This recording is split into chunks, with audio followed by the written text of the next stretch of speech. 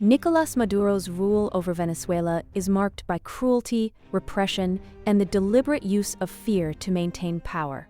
After assuming office, Maduro quickly dismantled democratic institutions, turning the country into an authoritarian state. When the opposition gained control of the National Assembly through elections, he stripped it of authority and replaced it with a loyal body, effectively nullifying the will of the people.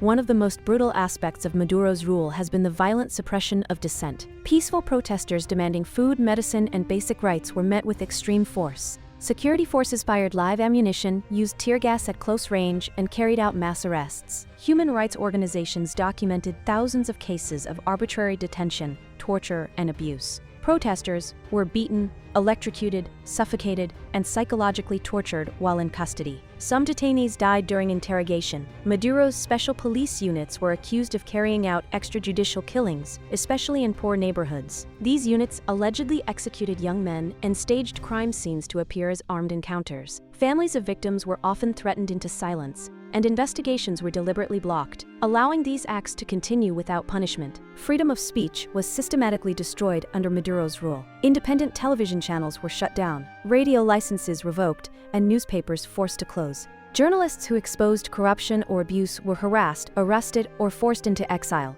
Even ordinary citizens were detained for criticizing the government on social media. Fear became a daily reality, where speaking the truth could lead to imprisonment. Maduro's economic mismanagement and corruption caused one of the worst collapses in modern history. Despite Venezuela possessing vast oil reserves, production collapsed. Hyperinflation wiped out savings, salaries became worthless, and millions could no longer afford basic food. Hospitals ran out of medicine, electricity blackouts became common, and preventable diseases returned. Food shortages led to widespread malnutrition, including among children. The most devastating result of Maduro's cruelty was the mass displacement of Venezuelans. Millions fled the country, walking across borders in desperation, leaving families behind. This humanitarian crisis was not caused by war or natural disaster, but by repression, corruption, and abuse of power. International investigations accused Maduro's government of crimes against humanity,